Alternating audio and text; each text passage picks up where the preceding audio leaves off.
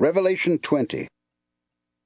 I saw an angel come down from heaven, carrying the key to the deep pit and a big chain. He chained the dragon for 1,000 years. It is that old snake, who is also known as the devil and Satan. Then the angel threw the dragon into the pit. He locked and sealed it, so that 1,000 years would go by before the dragon could fool the nations again. But after that, it would have to be set free for a little while.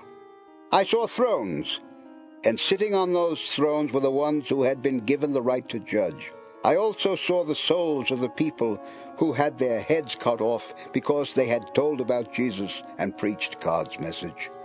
They were the same ones who had not worshipped the beast or the idol, and they had refused to let its mark be put on their hands or foreheads.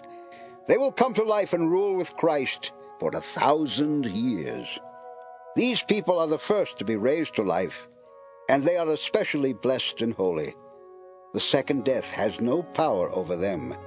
They will be priests for God and Christ, and will rule with them for 1,000 years. No other dead people were raised to life until 1,000 years later.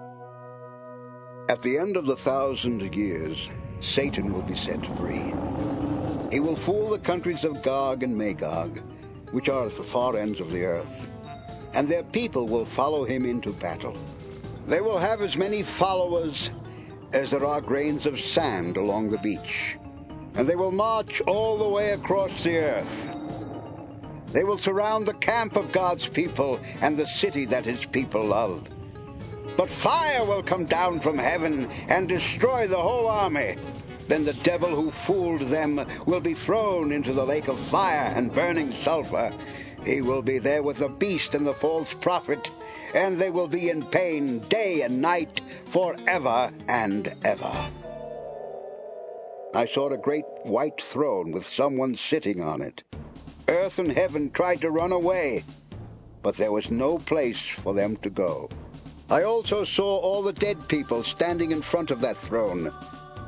Every one of them was there, no matter who they had once been. Several books were opened, and then the book of life was opened. The dead were judged by what those books said they had done. The sea gave up the dead people who were in it, and death and its kingdom also gave up their dead. And everyone was judged by what they had done. Afterwards, death and its kingdom were thrown into the lake of fire. This is the second death. Anyone whose name was not written in the book of life was thrown into the lake of fire.